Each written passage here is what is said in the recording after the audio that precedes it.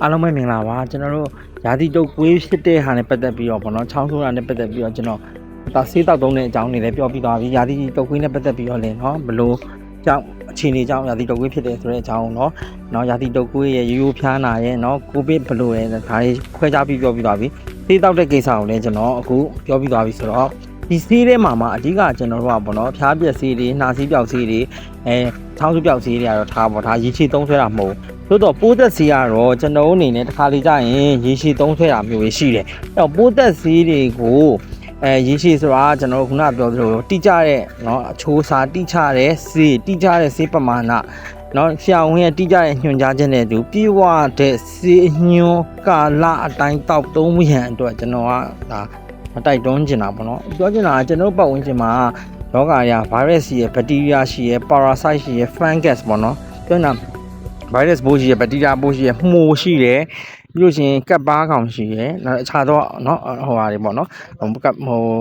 ်ဒ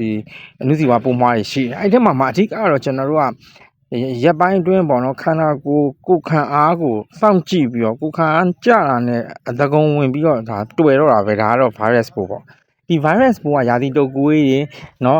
နောက်ထပ်နှာသီးချောင်းဆိုးเนาะဖျားနာဒီဖြစ်စေတဲ့ဟာတွေကတော့ခုနပြောကိုယ်ခံအားပြန်တက်အောင်လုပ်လိုက်တယ်ဆိုရင်ဘယ်လိုပြောရမလဲတက်တာသွားတယ်။ဒီမှာထားပါတော့ဒါမျိုးကြီးဆိုလို့ရှိရင်ကျွန်တော်တို့က antiviral လိုမျိုးဟာမျိုးတွေပေးလိုက်တယ်ပေါ့နော်။နောက်ထပ်ကျတော့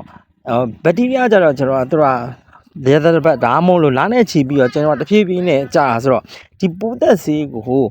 ရက်ပြည့်အောင် dose ပြည့်အောင်ပေါ့ဆိုလို့ရခန္ဓာကိုယ်ကပေါင်150ရှိရလားအသက်အရွယ်ကဘယ်လောက်လဲယောက်ျားလားမိန်းမလားသူရအနေနဲ့လူလားနာရာရှိယောဂဘာရှိလ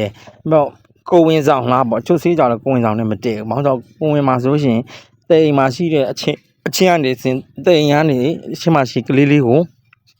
တွားပြီးတော့ကလေးရဲ့ဒီเนาะနှလုံးတွေအကြောက်ကတ်တွေအဆုပ်တွေเนาะလက်တွေခြောက်တွေဒါအုံနောက်တွေဖွံ့ဖြိုးတိုးတက်မှုဖြစ်နေတဲ့เนาะကိုရင်းကလေးဓာကြီးဖြစ်နေတဲ့အချိန်မှာတွားဟန်တားလိုက်လို့ရှင်ကလေးကချင်းမစုံလက်မစုံနဲ့အင်္ဂါမစုံအင်္ဂါပိုးဒါမျိုးတွေဖြစ်လာနေတာပေါ့เนาะပုံစံမှန်တွေဒါတွေကိုတွက်ကြောင်မလို့ကျွန်တော်တို့က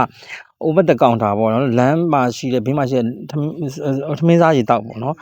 ဆေးကိုပုံမှန်ပေါ့ကိုယ့်အနေကိုပဲနော်တခြားလူကဒါတောက်လို့ပျောက်တယ်ဆိုတော့အဲ့ဒါကိုမှတ်ပြီးတော့ဝယ်တောက်တာမျိုးဒါမျိုးကမလုပ်သင့်ဘူးဆိုလို့ရင်လည်းဒီပိုးသက်ဆရာသူ့အတွက်တင့်တယ်အောင်ပဲမဲ့လို့မိမိတို့တင့်တော်ခြင်းရှိမရှိပေါ့အဲ့ကြောင့်မို့တစ်ခါကြောက်ရှင်ကျွန်တော်တို့စိတ်ကူတာဒီ equation ချပြီးညီမချင်းချပြီးစိတ်ကူလို့မရဘူးဘာလို့လဲဆိုတော့မိမိရဲ့ဖြစ်စဉ်နဲ့သူ့ရဲ့ဖြစ်စဉ်နဲ့သဘောတော်ပါချင်းဇစ်မြစ်ချင်းမတူနိုင်ဘူးအဲ့ဒါကြောင့်မိမိရဲ့အကြောင်းကိုမိမိဟိုဟာသိပြီးတော့မိမိရဲ့နော်ပုံမှန်ပြနေဆရာဝန်ပဲဖြစ်ဖြစ်ဒါနော်ဒီနည်းဆက်ရနော်ဒီစေကူတာခွန်လိုင်းစင်ရထားပြီးသားဖြစ်တဲ့ဆရာဝန်နော်ကျမကြီးမှုတွေနဲ့ဒါတိုင်ပင်ပြီးတော့မိမိတောက်သုံးမဲ့ဆေးကိုတိတိကျကျနဲ့ပေါ့ရက်ပြေကိုချို့ကြောက်လဲဆေးတောက်တယ်တောက်တာတေချာလဲတိုင်ပင်တယ်တေချာလဲဝယ်တယ်ဒါမဲ့သူက2ရက်လောက်တောက်ပြီးတော့ယောဂတက်တာသွားတဲ့ခါကျတော့ငါပုဒ်သက်ဆေးတောက်ရင်ခေါင်းကိုက်တယ်ခေါင်းမှုတယ်ဆိုပြီးမတောက်တော့နော်အဲ့တော့ဆိုလို့ချင်းတဲ့တော့ကျွန်တော်တို့ဆိုလို့ရှိရင်ခုနပြောပုဒ်သက်ဆေးကို9ရက်တောက်မယ်ဆို9ရက်ပြအောင်တောက်ခိုင်းတယ်ဒါကိုတိချတိုက်တွန်းတယ်တကယ်သူဒီတောက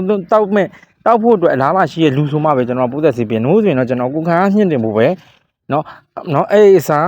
းနော်ပြီးလို့ရှိရင်ခန္ဓာကိုယ်လိုအပ်တဲ့ဗီတာမင်ဒီ3မျိုးကိုထည့်ဖို့ပဲကျွန်တော်အဓိကရည်သူရပေါ့နော်အဲ့တော့ကျွန်တော်ပြောချင်တာကပုဒ်သက်ဆေးရင်ဘာကိုမိမိကပဲစပြုခဲ့တာမိမိပတ်ဝန်းကျင်မှာရှိတဲ့ပိုးသက်ဆေးခြင်းမှာဖြစ်တဲ့လူတွေများလာလို့ရှိရင်ပိုးသက်ဆေးခြင်းမှာကဘာကြီးထဲမှာကျွန်တော်နေလို့ရှိရင်ဘယ်လိုကျွန်တော်နောက်ယောဂကြီးဖြစ်လာရှင်ဘယ်ပိုးသက်ဆေးနဲ့တိုက်ထုတ်ရမယ်တော့သိမှာမဟုတ်တော့ဘူးပိုးသက်ဆေးတစ်ခုထုတ်ဖို့ဆိုရင်10နှစ်15နှစ်လောက်ကြာတယ်ပိုးသက်ဆေးခြင်းမှာဖြစ်ဖို့3နှစ်ပဲကြာတယ်အဲ့တော့ပိုးသက်ဆေးတစ်ခုထုတ်ပြီးဆိုရင်10နှစ်15နှစ်လောက်ကြာမှတစ်မျိုးထွက်တယ်ဒါမှမဟုတ်အဲ့ပိုးသက်ဆေးခြင်းမှာသွားတာ3နှစ်နဲ့ခြင်းမှာသွားဒါပြီးတော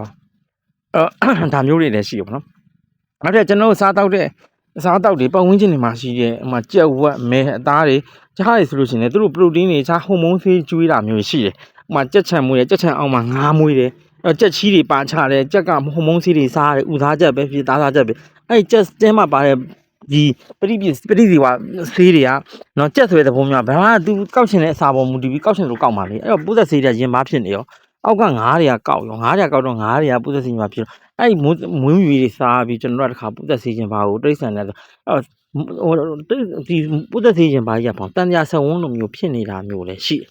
်ဆက်လက်ပြီးတော့လည်းဒီပိုးသက်ဆေးနဲ့ပတ်သက်ပြီးတော့ဘယ်လိုသုံးဆွဲသင့်လဲဆိုတဲ့အကြောင်းအရာတွေကိုကျွန်တော်ထပ်ပြီး sharing လုပ်ပါအောင်မယ်เนาะအားလုံး